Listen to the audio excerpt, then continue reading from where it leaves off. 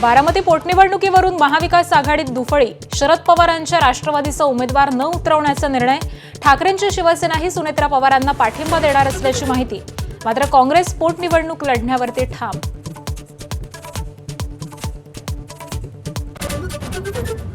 राहुरी पोटनिवडणुकीचाही पेच कायम. काँग्रेस निवडणूक लढणार, ठाकरेंची शिवसेनाही उमेदवार देण्याच्या तयारीत.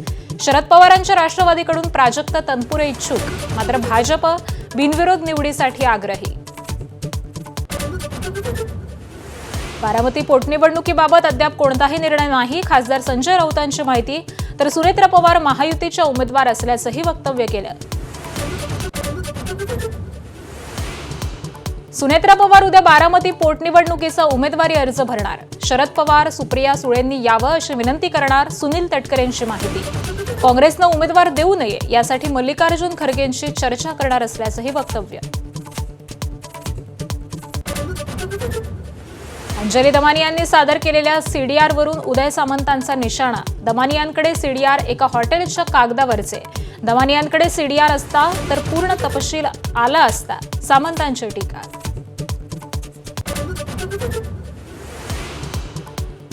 अशोक खरात प्रकरणानंतर अनेक भोंदूंचा पर्दाफाश. रायगडच्या खालापूरमधल्या भोंदू बाबाजांचा महिलांवरती अत्याचार.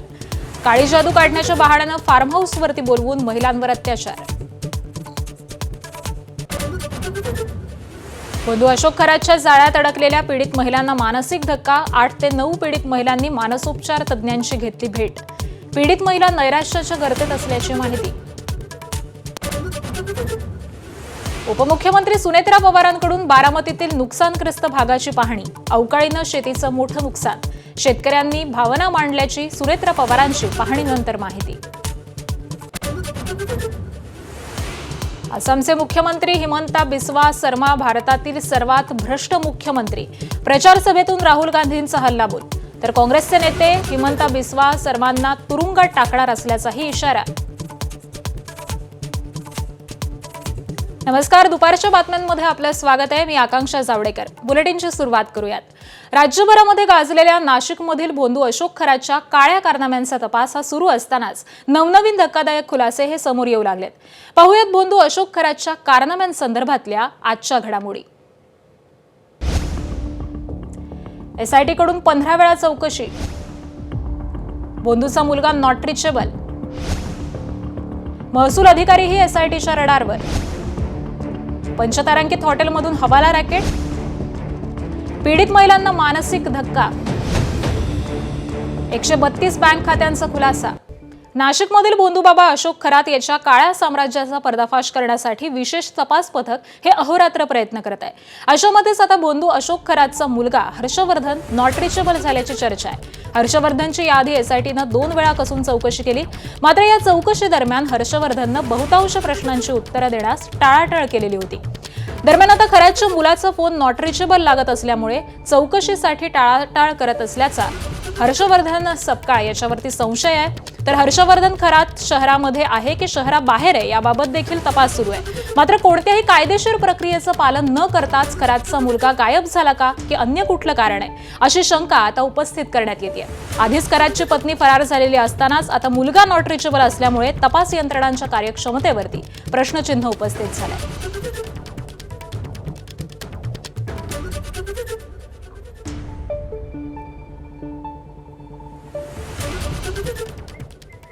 नाशिकमधील भोंदू अशोक खरात मुंबईतील एका आलिशान पंचतारांकित हॉटेलमधून कोट्यवधींचे हवाला रॅकेट चालवत होता आणि यासाठी दिवसाला 25,000 रुपये भाडं असलेली पंचतारांकित रूम ही वर्षभरासाठी बुक करण्यात आलेली होती. हॉटेलमधूनच कोट्यवधी रुपयांची देवाणघेवाण होत असल्याची माहिती आता समोर आली आहे. एसआयटी तपासामध्ये त्याच्या 2 मोबाईलमधून धक्कादायक माहिती समोर आलेली असून दुबईतील एका सराफा व्यावसायिकाशी देखील त्याचं कनेक्शन जोडलं जात आहे.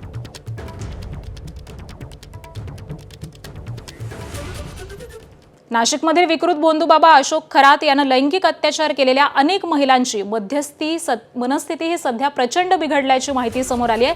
गेल्या काही दिवसांपासून अशोक खरातच्या केबिनमधील काही व्हिडिओ हे सोशल मीडियावरती व्हायरल झालेत. या सगळ्यामुळे पीडित महिलांना जबर मानसिक धक्का बसल्याची माहिती आहे. अशोक खरात प्रकरणातील 8 ते 9 पीडित महिलांनी मानसोपचार तज्ज्ञांची भेट घेतल्याची माहिती आहे।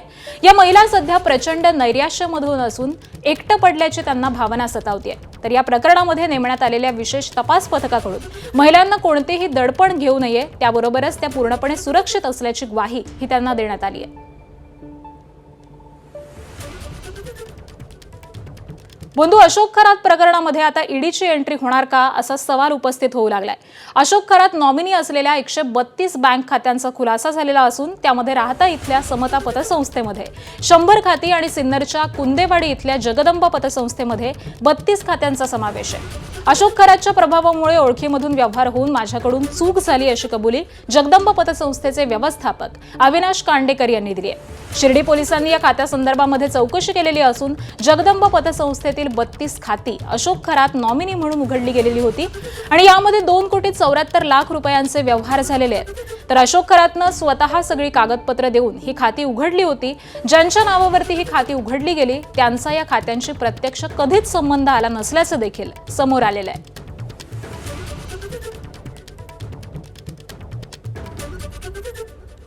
शिर्डी येथे मी पोलीस स्टेशनला फक्त जबाब देणे या कामी गेलो होतो। तर जे अनुषंगिक पेपर दिले ते त्याच्या संदर्भात त्यांनी एक जबाब प्रक्रिया ज्या कायदेशीर जबाब नोंदतो आपण त्या कामासाठी त्यांनी बोलवले मला। जे पतसंस्थेत जे सर्व सोशल मीडिया आता झालेले सर्वांना माहिती आहे का अशोक खरात यांची जगदंबा पतसंस्थेत 2,74,00,000 रक्कम होती। त्या संदर्भात जी माहिती आहे तिचंच फक्त जबाब नोंदणीचं काम मी चालू होतो। मी 32 अकाउंट होते ते वेगळ्या लोकांचे आहेत, वेगळ्या लोकांचे प्रत्येक जणावर 4 किंवा 5 लाख ह्याप्रमाणे लिगल ते पैसे जास्त हिवी रक्कम नाही ती प्रत्येकाची। दरम्यान समता पतसंस्थेतील 100 खात्यांमध्ये देखील मोठं गौडबंगाल असल्याची शक्यता वर्तवली जाते। कोट्यावधींच्या संशयास्पद व्यवहारांमुळे अशोक खरात प्रकरणामध्ये ईडीची एंट्री होण्याची शक्यता आहे आणि दरम्यान याचाच आढावा घेतलाय आमचे प्रतिनिधी नितीन ओझा यांनी। पाहूयात।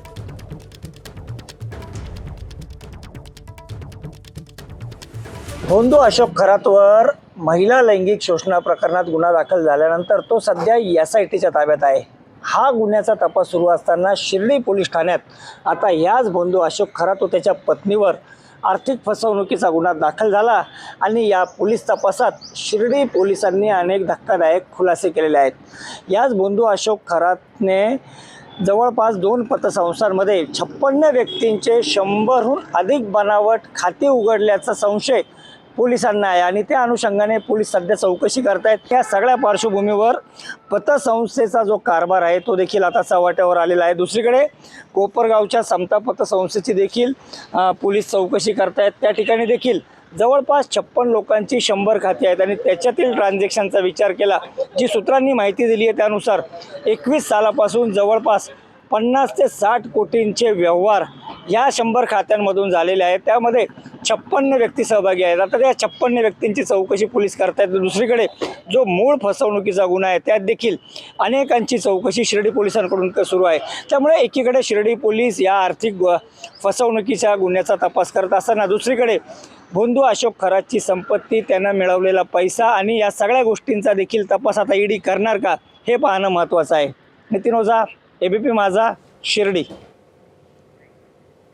दरम्यान एका विशिष्ट तारखेला खरातनं अनेक पतसंस्थेमध्ये खातं उघडलं का आणि त्या तारखेमागील रहस्य काय असे अनेक सवाल उपस्थित केले जात आहेत। दरम्यान पतसंस्थांच्या चौकशीमध्ये अनेक महत्त्वाचे धागेदोरे समोर येण्याची शक्यता आहे। त्यामुळे खरात प्रकरणामध्ये आता अनेक पतसंस्था, बँकांचे व्यवहार पोलिसांच्या रडारवरती असल्याची माहिती विश्वसनीय सूत्रांनी एबीपी माझाला दिली आहे।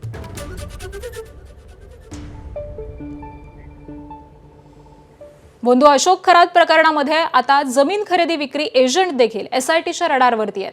आता जमीन खरेदी विक्री एजंटची देखील चौकशी केली जाणार असल्याची सूत्रांची माहिती आहे। नाशिक, पुणे, अहिल्यानगर या जिल्ह्यातील महसूल अधिकारी देखील एसआयटीच्या रडारवरती आलेत। 60 लाखांची जमीन 22 लाखात बळकावल्याचा अशोक खरातवरती आरोप आहे। तर जमीन खरेदी विक्री व्यवहारामध्ये अनेक ब्रोकर आणि त्याचबरोबर शासनातील अधिकारी अशोक खरातला मदत करत होते का याचाही आता तपास केला जाणार आहे।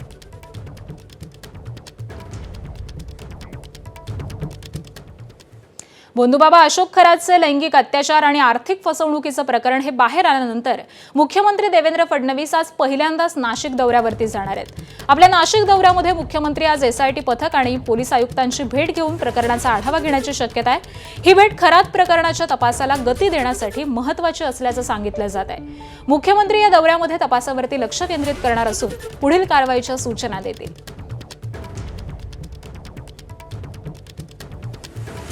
मुख्यमंत्री देवेंद्र फडणवीस हे आज नाशिक दौऱ्यावरती आहेत. एसआयटी पथक आणि पोलीस आयुक्तांची ते भेट घेण्याची देखील शक्यता ही वर्तवली जाते. आणि मुख्यमंत्री देवेंद्र फडणवीस हे आता नाशिक एअरपोर्टवरती पोहोचलेले आहेत आणि तीच ही दृश्य देखील समोर आलेली आहेत. आज मुख्यमंत्र्यांचा नाशिक दौरा आहे आणि त्याच अनुषंगाने ते आता नाशिकमध्ये दाखल झालेले आहेत. खरात प्रकरण आहे आणि खरात प्रकरणासंबंधीची माहिती ही आता पोलीस आयुक्त आणि एसआयटी पथकाकडून ते घेतील अशी देखील शक्यता ही वर्तवण्यात येते आहे. जी काही कारवाई केली जाते या कारवाई संदर्भामध्ये सगळी माहिती ते एसआयटी पथकाकडून जाणून घेतील अशी देखील शक्यता ही सध्या वर्तवली जाते आहे. आज मुख्यमंत्री हे नाशिक दौऱ्यावरती असताना या महत्त्वाच्या घडामोडी घडत आहेत.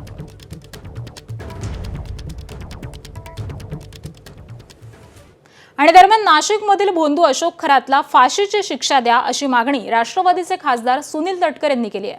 खरात प्रकरणामध्ये ज्यांचा संबंध आढळेल त्यांच्यावरती कठोर कारवाई करा अशी देखील मागणी राष्ट्रवादीचे प्रदेशाध्यक्ष सुनील तटकरे यांनी केली आहे.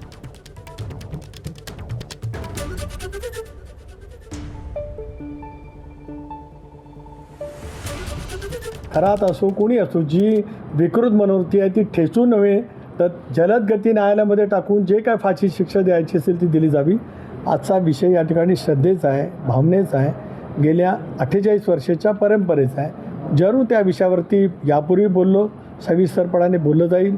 सरकारने एसआयटीच्या मार्फत खोलवर तपास करावा आणि ज्यांचा कळत न कळत संबंध आला असेल त्या सर्वांच्यावरती कठोर कारवाई करावी अशी आमची सर्वांची मागणी आहे.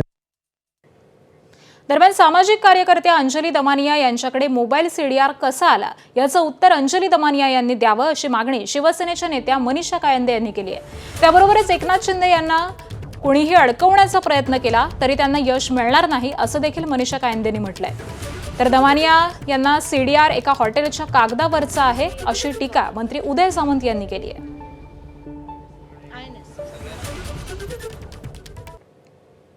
अंजली दमानिया कोणी रॉच एजंट आहे का पोलीस खात्यात कोणी गुप्तहेर आहेत का मला माहिती नाही. हे खरं तर तुम्हीच त्यांना विचारलं पाहिजे की त्यांना CDR रिपोर्ट कुठून मिळाला. आजकाल AIच्या माध्यमातून काय काय होऊ शकतं तुम्हाला माहिती आहे. CDR रिपोर्ट हा थेट SP किंवा तत्सम वरचे अधिकारी यांच्याशिवाय कोणालाही मिळू शकत नाही. एकनाथ शिंदेंना घेरण्याचे अनेक प्रयत्न कोणी केलेले आहेत, ते कधी सफल झालेले नाही आहेत. अनेकांना त्यांचं जी डेव्हलपमेंट झाली आहे किंवा जी प्रगती त्यांनी महाराष्ट्राची केली आहे ती त्यांना खपलेली नाही आहे आणि म्हणून त्यांना कदाचित कोणी आकसापोटी काही करत असेल. त्यांच्याकडे CDR जर पोचला असता तर CDRची पूर्ण कॉपी आली असती. JW मेरियट नावाच्या हॉटेलच्या लेटरेडवर इंग्रजीमधनं काही लिहिलेल्या गोष्टी आहेत आणि त्यांनी देखील अंजलीताईंनी देखील काल खुलासा केला आहे की अज्ञात अनोळखी व्यक्तीने त्यांच्याकडे दिलेला आहे. तर याच्यामध्ये बाकी चर्चा करण्यापेक्षा मी काल देखील सांगितलं की अशा आरोप प्रत्यारोपावरनं माननीय एकनाथ शिंदे साहेबांचं कर्तृत्व हे काही कमी होणार नाही, नेतृत्व कमी होणार नाही, त्याच्यामध्ये वाढच होईल. कारण एखाद्या सर्वसामान्य कुटुंबातल्या व्यक्तीला राजकीय मोठं होत असताना अशा अडचणी निर्माण करण्याचं काम जर होत असेल तर ते देखील चुकीचं आहे. याची सखोल चौकशी झाली पाहिजे ही शिवसेना म्हणून आमची मागणी. दरम्यान नाशिकच्या भोंदू अशोक खरात प्रकरणावरून मंत्री चंद्रकांत पाटील यांनी काय प्रतिक्रिया दिली आहे तीही पाहूयात. माननीय देवेंद्रजी अशा प्रकारचे विषय हँडल करण्यामध्ये खूप मास्टर आहेत. त्यामुळे SIT नेमली आहे.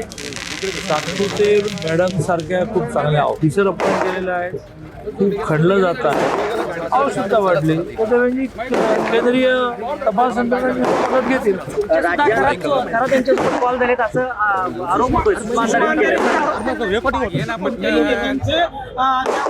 या सगळ्या विषयामध्ये माननीय देवेंद्रजींनी विधानसभा विधान परिषदेमध्ये एक अतिशय सविस्तर निवेदन केलेलं आहे.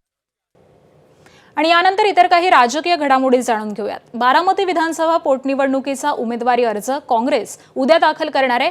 महाविकास आघाडीतील घटक पक्षानं काहीही भूमिका घेतली तरी काँग्रेस आपल्या भूमिकेवरती ठाम आहे। काँग्रेसकडून अर्चना पाटील, आकाश मोरे, वैभव बुरुंगले, रोहित बनकर, डॉक्टर विजयकुमार पिसे यांच्या नावांची चर्चाही सुरू आहे। यापैकी आकाश मोरे यांच्या नावावरती शिक्कामोर्तब होण्याची शक्यता आहे। उपमुख्यमंत्री सुनेत्रा पवार यांच्या विरोधामध्ये काँग्रेस धनगर समाजाचा चेहरा देण्याच्या तयारीमध्ये आहे। आज संध्याकाळपर्यंत काँग्रेस दिल्लीमधून नाव जाहीर करण्याची शक्यता आहे।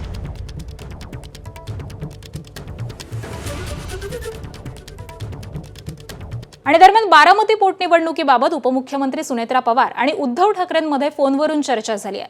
बारामती पोटनिवडणूक लढवायची की नाही याबाबत कोणताही निर्णय झालेला नाही। बिनविरोध निवडणूक व्हाव्यात हा हट्ट चुकीचा असल्याचा टोला संजय राऊतांनी सत्ताधाऱ्यांना लगावलाय। दरम्यान राऊतांच्या या वक्तव्यावरती भाजपचे मुख्य प्रवक्ते नवनाथ बन यांनी टीका केली आहे। ते काय म्हणालेत पाहूयात।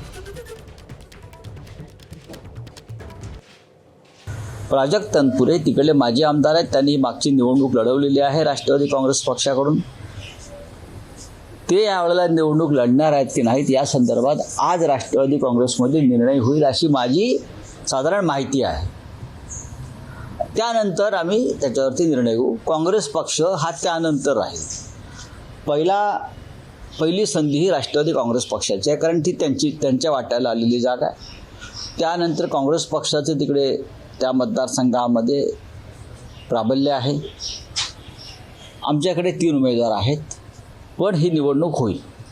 उद्धवजी ठाकरेंची इच्छा आहे की सुनेत्राताई पवार यांची बिनविरोध निवड झाली पाहिजे आणि त्याबद्दल सुनेत्राताई पवार यांच्याशी उद्धवजी ठाकरे यांचा संवाद देखील झाला। परंतु संजय राऊत हे स्वतःला उद्धवजींपेक्षा मोठे समजत असल्यामुळे आणि त्यांची काँग्रेसला पाठिंबा द्यायची इच्छा असल्यामुळे पुन्हा एकदा उद्धवजी ठाकरे विरुद्ध संजय राऊत असा सामना या पोटनिवडणुकीच्या निमित्ताने बघायला मिळतोय।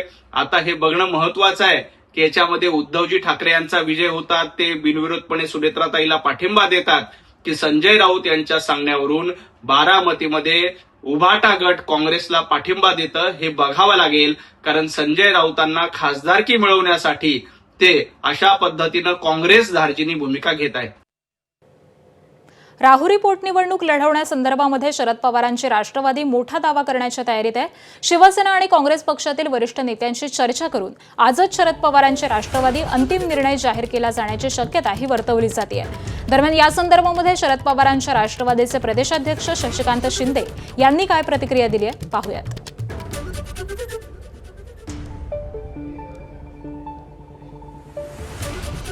राहुरी विधानसभेच्या बाबतीमध्ये महाविकास आघाडी म्हणून मी शिवसेना आणि उद्धव बाळासाहेब ठाकरे यांच्या नेत्यांशी आणि त्याचबरोबर काँग्रेसच्या नेत्यांशी चर्चा करून आम्ही ती निवडणुकीच्या संदर्भामध्ये की आपल्या राष्ट्रवादी शरद पवार पक्षाची जी जागा असल्यामुळे ती लढवण्याच्या संदर्भातून किंवा काय करायचं यामध्ये आज चर्चा करून घेणार। क्लेम आम्ही ठेवलेला आहे, आम्ही लढवण्याच्या संदर्भातली आमची भूमिका ठेवलेली आहे।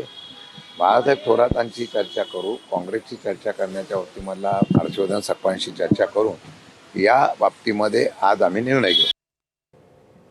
लोकसभा निवडणुकीला अजून 3 वर्षांपेक्षा जास्त काळ बाकी आहे असं असताना शिवसेनेनं आत्तापासूनच लोकसभा निवडणुकीची तयारी सुरू केली आहे।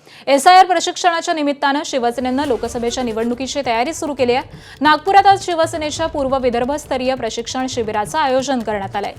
SIR आणि येणाऱ्या लोकसभा निवडणुकीच्या तयारी म्हणून या शिबिराचं आयोजन हे करण्यात आलेलं आहे। दीपक सावंत, आशिष जयस्वाल, कृपाल तुमाने, किरण पांडव, आमदार नरेंद्र बोंडेकर यांच्या प्रमुख उपस्थितीमध्ये हे प्रशिक्षण शिबिर आहे।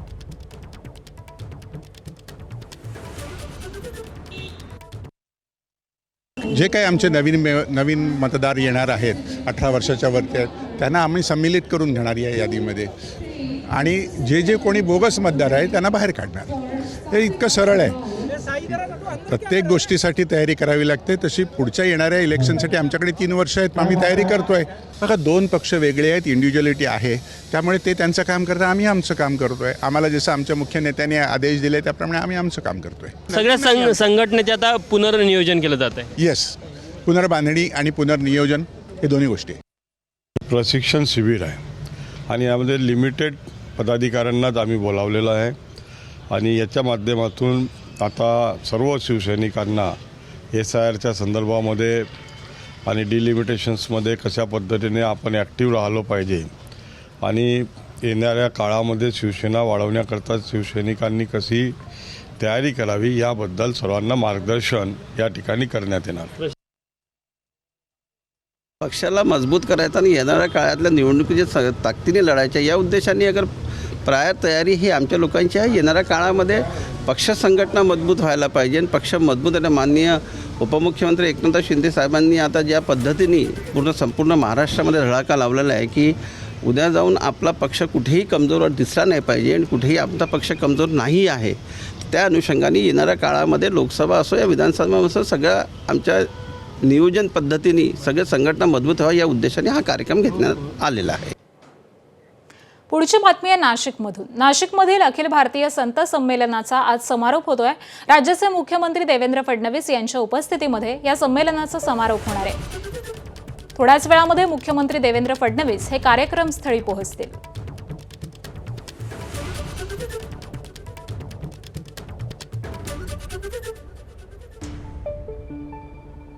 एक अखिल भारतीय संत समिति एक ऐसी समिति है कि भारत के सभी संप्रदाय, सभी मत पंथ के संप्रदाय यहाँ हक से आते हैं और आराम से बैठते हैं और उनको लगता है ये हमारी संत समिति है, हम इस समिति के हैं, हक से कोई भी बैठ सकता है, हक से अपने विचार जो है वो रख सकता है और अपने अपने प्रदेशों में काम करने वाले संत यहाँ बैठे हैं.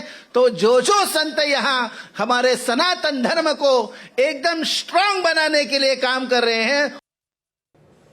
आसामचे मुख्यमंत्री हिमंता बिस्वा शर्मा भारतातील सर्वात भ्रष्ट मुख्यमंत्री आहेत अशी टीका राहुल गांधी यांनी केली आहे.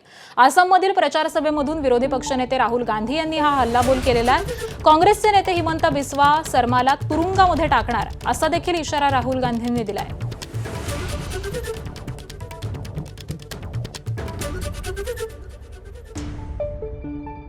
किसी ने भी असम को तोड़ने का काम नहीं किया और आज आपके पास रिकॉर्ड है. हिंदुस्तान का सबसे भ्रष्ट चीफ मिनिस्टर, सबसे ज्यादा नफरत फैलाने वाला चीफ मिनिस्टर, सबसे ज्यादा उल्टी सीधी बात करने वाला चीफ मिनिस्टर असम का चीफ मिनिस्टर है. और ये पता है क्यों इतनी उल्टी सीधी बात कर रहा है? आपको मालूम है क्यों? क्योंकि ये जानता है कि कांग्रेस पार्टी के बब्बर शेर इसको जेल में डालने जा रहे हैं.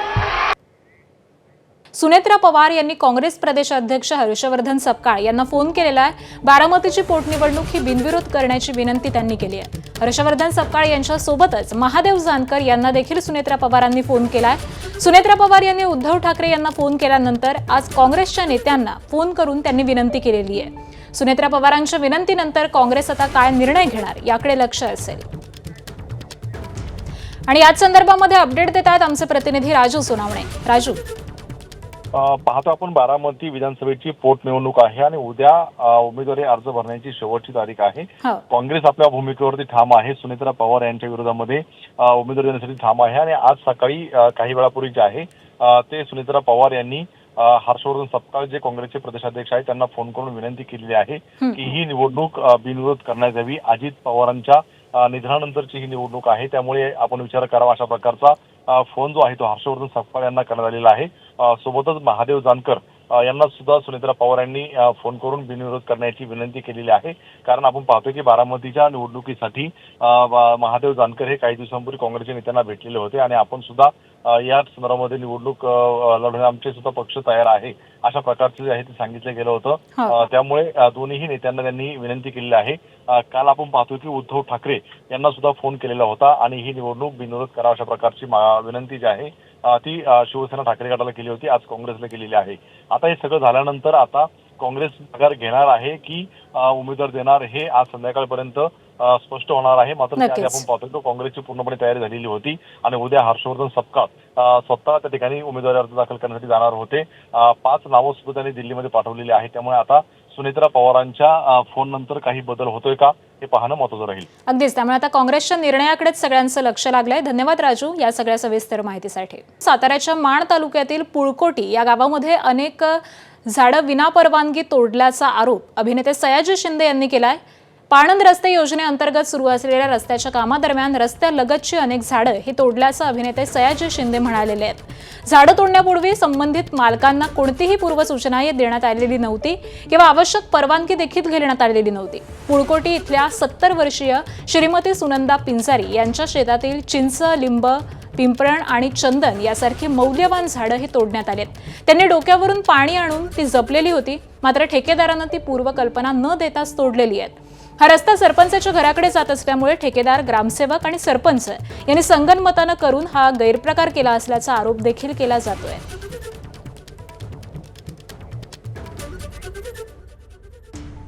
ती 40 वर्ष सांभाळलेली झाडं त्यातल्या का दिसत आहेत 30-35 झाडं तुटलीत पण 20 दाखवत आहेत. तर ती झाडं तिथं तोडलीत आणि त्यांचं असं म्हणणं होतं की मला माझी झाडं नाही मारली, माझी पोरं मारली त्यांनी. आणि ह्याच्यासाठी झाडाच्या बदल्यात कॉम्पेन्सेशन काहीतरी 1000 रुपये झाड असा कायदा आहे. तर मुख्यमंत्र्यांना आणि फॉरेस्ट मिनिस्टरना आपलं म्हणणं एवढंच आहे की 1000च्या बदल्यात 30,000चं 30 वर्ष सांभाळलेलं झाड यांचं गेलं तर ह्यांना काय दुःख होत असेल. तर तो कायदा बदलला पाहिजे आणि हे जे सगळे गुन्हेगार आहेत यांना कायदेशीर कारवाई केली पाहिजे. तर सह्याद्री देवराच्या वतीनं आम्ही ऑलरेडी त्यांची कोर्टामध्ये केस टाकली. आमच्या घरावर नांगूर फिरवला, कशाची माफी मागते म्हटलं, पाहुणा आहेच म्हणून निघून गेला. म्हटलं तुमच्या परीने तुम्ही करा, आमच्या परीने आम्ही करतो म्हटलं. मी काय बोलली नाही, गेली स्वतःला निघून वैरणा नाही शाळेत. सरपंचाला बी जाऊन ग्रामपंचायतीत बोलली, का केलंच म्हटलं, नुदान सूचना तर द्यायची, माझा नातू नाही इथं म्हणून. तर म्हटलं मला ठाऊ नाही, मी स्वतःला गेलो नाही. तर माझ्या घरी या, तुझ्या घरी ये, मला पाय नाही. तर म्हटलं तू ये माझ्या घरी, तू झाडं तोडायला गेला होता म्हणून. आता कुठेतरी थोडं आपल्या इकडे पाण्याचा थोडासा म्हणजे प्रॉब्लेम नाही आहे. बट ह्याच्या आधी 10 वर्षापासून एवढा पाण्याचा प्रॉब्लेम असायचा की लोकांना पाण्यासाठी 1-1, 1-2 किलोमीटर लांब जाऊन पाणी आणावं लागत होतं. अशा दुष्काळामध्ये जर ही झाडं जगली कशी, त्याचं कारण एकच आहे की माझ्या आजी आजोबांनी कुठून पण कसं पण करून त्या झाडांना पाणी घालून एवढी मोठी केलेली आहेत. हे 40 वर्षापूर्वीची झाडं आहेत, ही उगाचच अशी आलेली नाही आहेत. राज्यातील अन्नदात्याची अवस्था ही सध्या आगीतून फुपाट्यात अशीच झाली आहे. घाम गाळून पिकवलेलं आधारभूत धान खरेदी केंद्रावरती विकून 3 महिने उलटले तरी देखील अद्याप शेतकऱ्यांच्या पदरामध्ये दमडी देखील पडलेली नाहीये.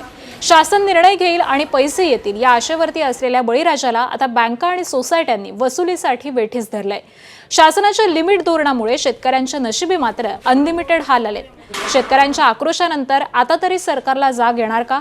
तातडीनं ऑनलाईन नोंदणी करून शेतकऱ्यांचे चुकारे हे दिले जाणार की पुन्हा एकदा तारीख पे तारीख देऊन बळीराजाला आत्महत्येच्या उंबरठ्यावरती ढकललं जाणार? हाच खरा प्रश्न आहे.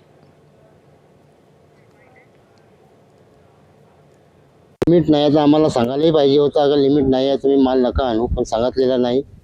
काटा वजन करून सर्व काय करून ठेवले आहे. हा कर्ज कशा प्रकारे भरायचं शासनाने यांच्याकडे लक्ष वेधून शेतकऱ्याचे प्रश्न सोडवण्यात यावे. आमचे धान खरेदी रक्कम अदा करण्यात यावी आणि जेणेकरून आम्हाला कोऑपरेटिव्ह बँकेचं कर्ज नील करता येईल. आम्ही आत्महत्या करावं की काय करावं, आम्हाला ते धानाचेच पैसे नाही भेटले, आम्ही कुठून भरणार? आमची आणि शेती आम्ही आमची शेती विकावा गावा, हे सरकारची एवढी निळकाळजीपणा म्हणजे हे बरोबर नाही आहे. आमचे पैसे देवा नाही तर आम्हाला आत्महत्या करल्याशिवाय पर्याय नाही आहे. उद्दिष्ट हे केंद्र सरकारच्या माध्यमातून राज्य सरकारला दिलं जातं. ते उद्दिष्ट तातडीनं यावं यासाठी प्रफुल्ल पटेल साहेब सातत्यानं प्रयत्न करत आहेत आणि त्यात सुद्धा यश संपादन होईल असं मला वाटते. तिसरी गोष्ट की धान खरेदी केंद्रावर ज्या शेतकऱ्यांनी धान नेऊन ठेवलं आहे आणि ऑफलाईन धान खरेदी झाली आहे त्या शेतकऱ्यांना सुद्धा दिलासा मिळण्यासाठी राज्य सरकार आणि केंद्र सरकार प्रयत्नशील आहे. आठवडाभरात 2 ते 3 वेळा झालेल्या अवकाळी पावसामुळे मोठा फटका बसलाय. बुलढाणा जिल्ह्याच्या मेहकर तालुक्यातील साबरा इथं आश्रम आणि निवासी विद्यालयाची देखील दयनीय अवस्था झाली. त्यामुळे इथं शिकणाऱ्या 40 ते 45 विद्यार्थ्यांचा शिक्षणावर, भोजनावर आणि निवासावरती परिणाम झालाय. वादळी वाऱ्यामुळे निवासी विद्यालयाच्या निवासासाठी तयार करण्यात आलेल्या झोपड्या या तुटलेल्या आहेत. शासनानं तात्काळ या निवासी विद्यालयाला मदत करावी अशी मागणी होतीये.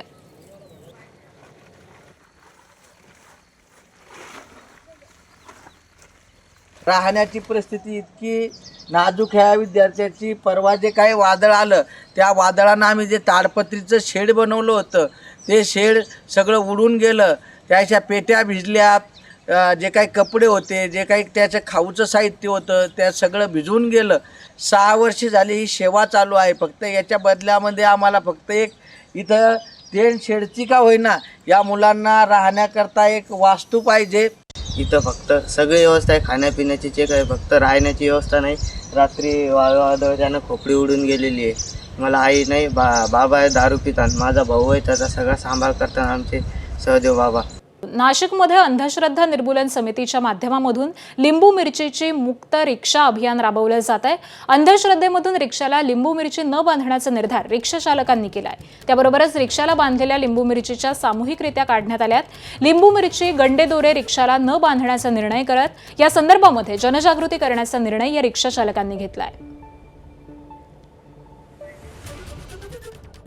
अर्धा तास ते अंधश्रद्धा निर्मूलनचं ते सगळं परिषद ऐकली. तिथं ऐकल्यानंतर ते सगळं लिंबू मिरचींचं याच्यावरून आमचा सगळं म्हणजे माझा सगळा विश्वास हे झाला. तर मी माझ्या सगळ्या रिक्षा चालकांना सांगितलं की असं लिंबू मिरची लावणं हे सगळं अंधश्रद्धाचं हे आहे.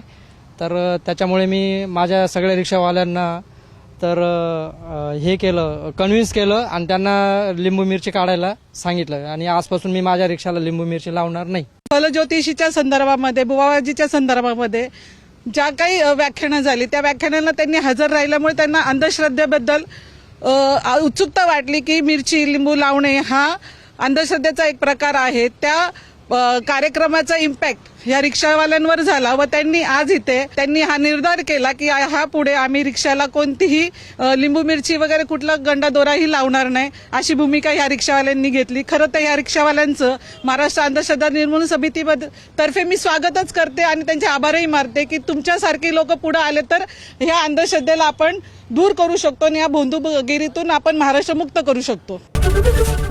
एबीपी माझा, उघडा डोळे बघा नीट.